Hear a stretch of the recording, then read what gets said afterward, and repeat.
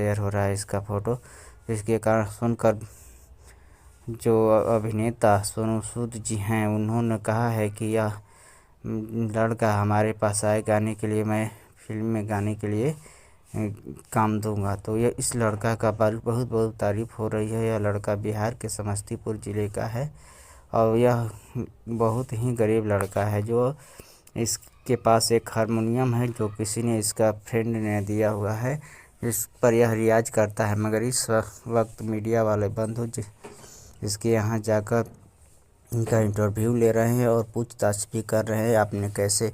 तो इन्होंने बहुत पहले ही से गाना गाता रहा है और यह गाते गाते इसका रियाज भी अच्छा हो गया है, जिसके कारण इसकी आवाज़ इतना मधुर हो गई है जो लाखों लोगों को छा गया है। और बहुत चीज़ की आवाज़ ही बहुत अच्छा लोगों को भा भी रहा है। तो ऐसे ही वीडियो देखने के लिए